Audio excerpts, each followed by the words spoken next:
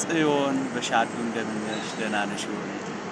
የተወደደ ወንድምሽን እዚህ አብርሆት ላይብረሪ ያገኘሁትና ተዋወቅኩት። በጣም ጥሩ ልጅ ነው። ግን ደግሞ እህቴ ደግሞ በጣም ታውቃለች እና እባክህ ጸልይልኝ በላት፣ በጸሎት ታስበኝ ስለው እንደውም ዛሬ እኮ ልደቷ ነው ለምን ሃፒ በርዝዴ አትላትም አለ። ታዲያ ተገኝቶ ነው።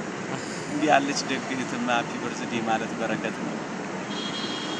ይሄ ነው አሁን አንቺንም ማናገርሽ። መልካም የልደት በዓል ይሁንልሽ። እንኳን ተወለድሽልን። ጽድቅ የምትሰሪበት የመንፈስ ፍሬ የምታፈሪበት ከእግዚአብሔር ጋር የምትዋሃጅበት ሰማያዊ ርስት የምትወርሽበት ዘመንና እድሜ ጉልበትና ኃይል ይሁንልሽ። እግዚአብሔርን ከማስደሰት በላይ በዚህ ምድር ላይ ሌላ ዓላማ ስለሌለን ለምስጋና ለውዳሴ ደግ ለሆነ ነገር ሁሉ ኃይልሽንም ጉልበትሽንም እድሜሽንም ከእግዚአብሔር ጋር እንድትሆኚ እመኝልሻለሁ። መልካም የልደት በዓል። ኢዮብ እባላለሁ። እግዚአብሔር ካንቺ ጋር ይሁን። በጸሎትሽ አስቢኝ።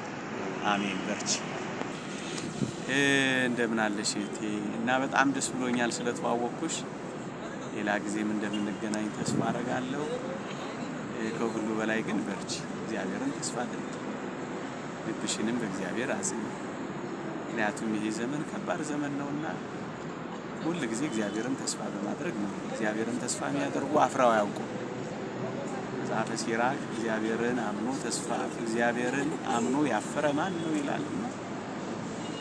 እግዚአብሔርን የሚያምን ሰው አያፍርም። እግዚአብሔርን አምኖ ያፈረ ኢዮብ ነውን? አብርሃም ነውን? ይላል መጽሐፈ ሲራክ።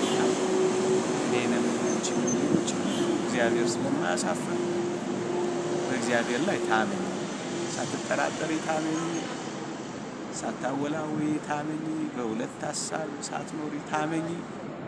እግዚአብሔርን ከታመንሽ እሱ ደግሞ ይታመንልሻል። በምንም ነገር ተስፋ አትቁረጪ። የሰው ልጆች በምድር ላይ እንድንኖር የተፈጠርንበት ዓላማ እግዚአብሔርን ማምለክ ስለሆነ ሌላውን ነገር ሁሉ እግዚአብሔር በጊዜው ጊዜ ያደርገዋል። ለምኑ ታገኙማላችሁ፣ እሹ ይሰጣችኋል፣ አንኳኩ ይከፈትላችኋል ያለ አምላክ ቃል ኪዳኑ የታመነ ነውና አንቺ ከታመንሽለት እግዚአብሔር ይታመንልሻል። አንቺ ደስ ካሰኘሽው እግዚአብሔር ደግሞ ደስ ያሰኝሻል። ዮሐንስ አፈወርቅም እግዚአብሔርን ስሙት እሱ ደግሞ ይሰማችኋል ስለሚል እግዚአብሔርን የመታዘዝ ሕይወት ካለሽ እግዚአብሔር ይሰማሻል። እና በመታዘዝ ኑሪ፣ በማክበር ኑሪ። ሰውን ሁሉ ውደጂ፣ ሰውን ሁሉ አፍቅሪ፣ ለሰው ሁሉ በጎ አድርጊ፣ በጸሎት ትጊ፣ በተስፋ ደስ ይበልሽ። ይሄን ካደረሽ እግዚአብሔርን ታገኛለሽ። በርቺ፣ በሻቱ እግዚአብሔር ካንቺ ጋር ይሁን። በጣም እወድሻለሁ። ጸሎትሽ አስብሽ። ቻው ባይ